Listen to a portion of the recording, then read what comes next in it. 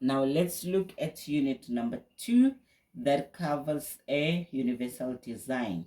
What is universal design? Universal design is design for all people, also known as lifespan design. It aims to create environments and products that children, young adults, and elderly people with, disabilities and people without disabilities can use. Ronald Mays, the disabled architect who came up with the term, believes that this term eliminates the label, which is special needs, from individuals who are trying to maintain or gain their independence. Universal design demands that people be viewed as equal in nature, as having similar rights and obligations, and as deserving equal opportunity in every facet of society. There may be no segregation or stigmatization of people on the grounds of their physical ability. The approach of universal design is people first. Although universal design standards address the needs of people with disabilities, it is a comprehensive concept that can benefit all users. For example, unusually tall or short people are not disabled, but their needs should be considered in facility design. Increased walkway widths, low floor buses, and smooth walking surfaces improve convenience for all travelers, not just those with mobility impairments. Curb ramps are not only important for wheelchair users, but for people using handcarts, scooters, prams, and bicycles as well. Universal design is necessary for the following reasons. Let me take that up a bit. Designers generally design for the average person who is healthy and young. The human population is not typically, however. Disabilities may be temporary or chronic conditions. Most people will experience a disability at some point in their lives, such as a broken leg or shoulder surgery. Elderly people, physical abilities naturally deteriorate with time. As medical technology improves, people are living longer, but the types and severity of disabilities are increasing. Many people experience the effect of arthritis, stroke, and other disabilities associated with aging process. Products and environments were not created to make life easy for the aged. Universal design makes products and environments easier for people with disabilities, but improves life for everyone. For example, someone with one arm might have trouble stirring a bowl while cooking. A mother with a toddler on her hip may experience same difficulties. So it breaks down the physical and social barriers between differently abled people. And we look at the keywords. The first one, which is segregation, the act of separating a person or a group from others. And stigmatize is to label somebody or something as socially unacceptable. Now let's look at the principles of universal design. The aim of universal design is to create user-friendly products and environments for everyone, regardless of age, ability, size, or culture. To do this, designers follow 7 principles. The 7 principles of universal design apply to products and environments. Environments include living and work environments. And we look at the 7 principles of universal design, which is equitable use, flexibility in the use, simple and intuitive use, perceptible information, tolerance for error, and low physical effort, size and shape for approach and use. So you can look at the explanation of each principle of universal design. And we look at 2.3, which is the universal design characteristics and advantages. The characteristics and advantages of universal design are shown in the following design standards. Consumers can use these standards to evaluate existing products and environment. Okay, so the first characteristics of a or the advantage of universal design is that universal design is supportive. That's the first one. Number two is that universal design is adaptable. And number three, universal design is accessible. And number four, universal design is work efficient. Number five, universal design is safety orientated. Okay, so we have 5 characteristics of universal design and advantages of universal design.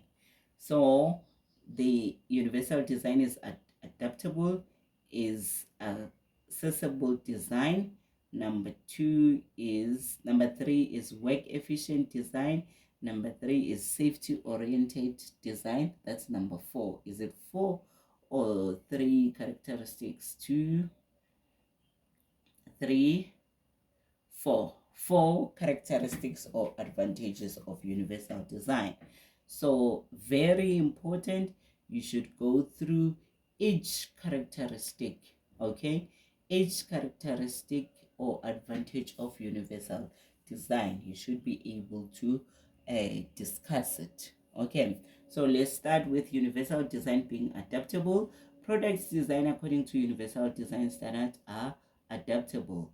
This means that they serve a majority of individuals who have variety of changing needs. Adjustable workstations are an example of design that adapts to meet a variety of needs. Desks that adjust in height with a wraparound or detachable surfaces meet the test of adaptability.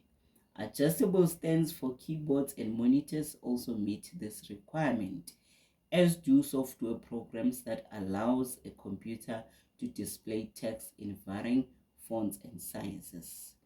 People with visual impairments and elderly people can use these products.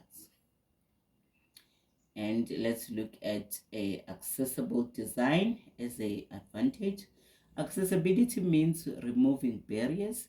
Universal design promotes accessibility because most barriers inhibit most people. For example, CapCuts work for cyclists and parents pushing prams, as well as for people using wheelchairs. Universal design also looks closely at the design of CapCuts and how they affect people with visual impairments. Designers may use different textures or contrasting color or pattern to minimize possible accident. We look at CapCut, a small ramp or slope built from the pavement to the road. Other examples of accessible design include using wider, standardized door and creating a travel path free of obstacle. These are the features that benefits everyone. Wider doors provide more room for maneuvering packages and finishings, and clear travel path helps to prevent accidents. And we look at work efficient design. Universal design makes life easier by incorporating the principles of work simplification.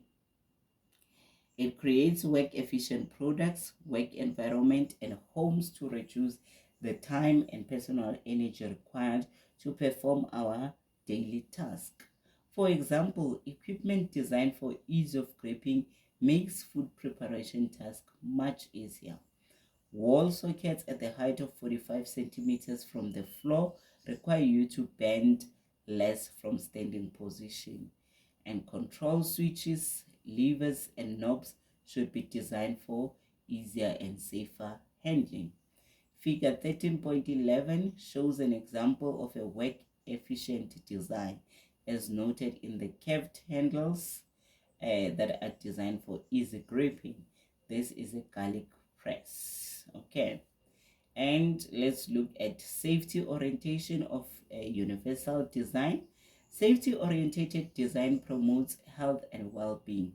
Universal design incorporates economic principles and protect users' bodies from joint and back stress and injuries. Here are some examples. Using contrasting colors or patterns to mark changes in floor level helps to protect against tripping injuries. Desks and tables with rounded edges are safer than those with sharp edges.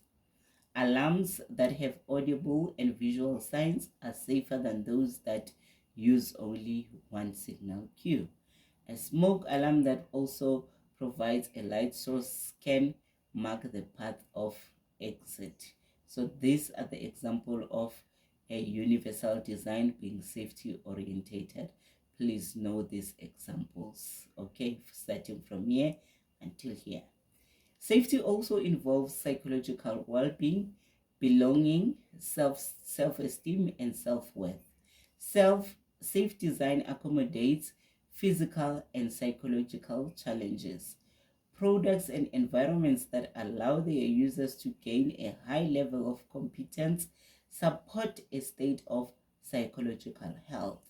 They protect individuals from loss of independence as they cope with changing human needs and abilities.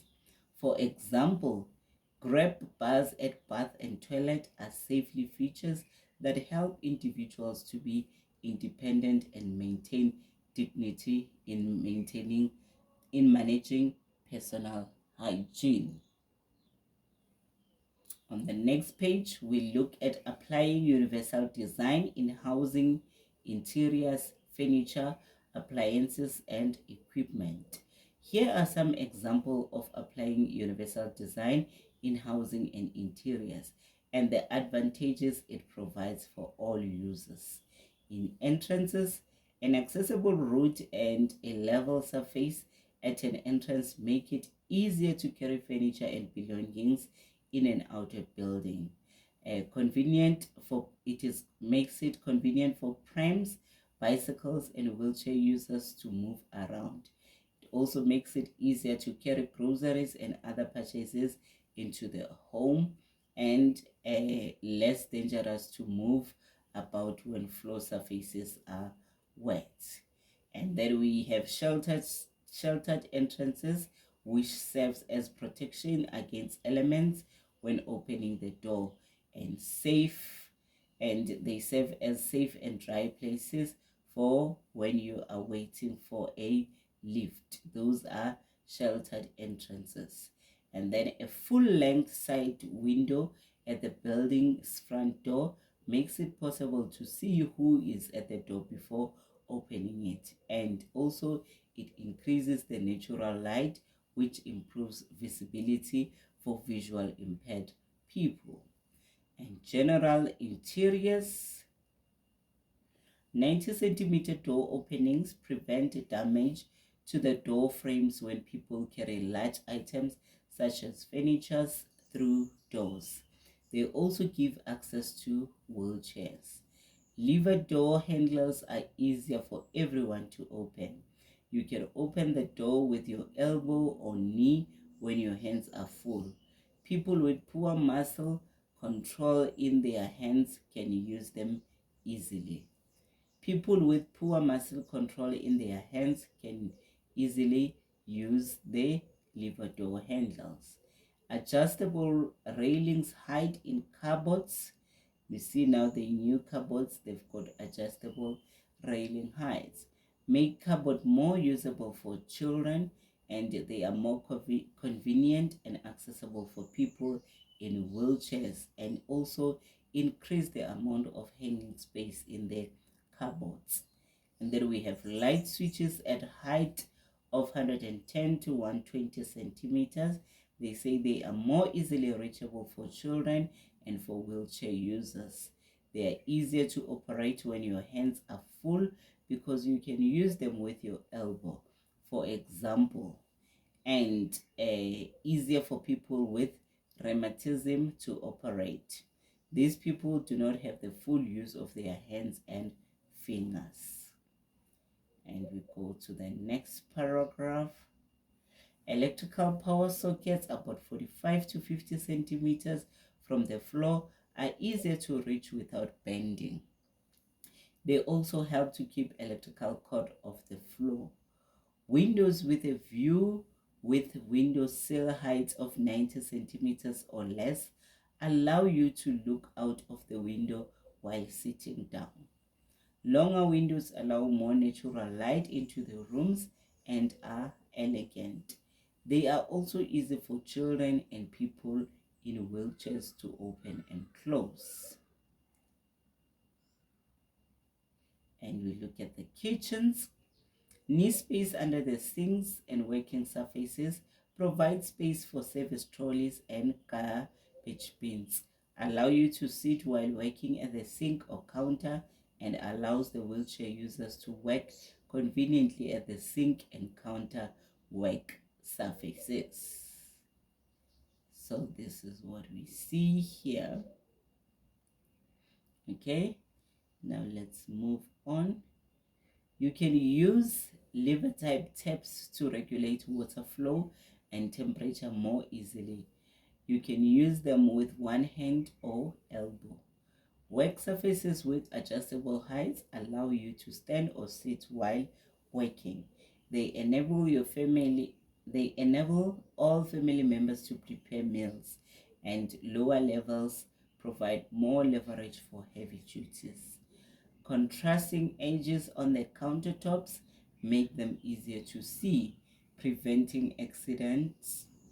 It is easier to replace damaged edges than to replace the entire countertop. And pull out, we look at pull out or retractable shelves and drawers. Make it easy to reach stored items. They make it easier to remove or replace heavy items. They reduce bending and stretching, and make it easier for people in wheelchairs to reach appliances and so on. And we look at the bathrooms now. Hand raise in the bath and shower make it easier for people to get in and out of the bath. They are essential for older people and people with special needs to be able to use the bath and shower, and they can be used as towel rails. A mirror directly above the splashback at the wash basin allows children and wheelchair users to see into the mirror easily. It protects the wall against water damage and makes the room looks bigger. When positioning bath and shower taps, place them at a convenient height against the wall away from the inlet. This will prevent users having to stretch over the bath or shower. It also prevents the user from being soaked if the tap control is set to shower, and prevent users from being burnt with hot water. An adjustable shower head height or handheld shower head means that the shower height can be adjusted to the height of different users. It helps to prevent users' hair or bandages from getting wet while they shower, and they can be used to massage the back or bath the dog. Controllable water pressure and temperature prevents burn due to hot water, which is especially important for children, older people, and people with special needs. It also saves electricity. And when we look at appliances and equipment, side-to-side fridge and freezers are easier for children and wheelchair users to reach. Stove controls should be at the side or in front of the stove for wheelchair users to reach easily. Equipment must have comfortable non-slip handles for ease of use. Equipment such as mixing bowls should have a non-slip rubber bottom to prevent them from slipping off counters when they are being used for mixing.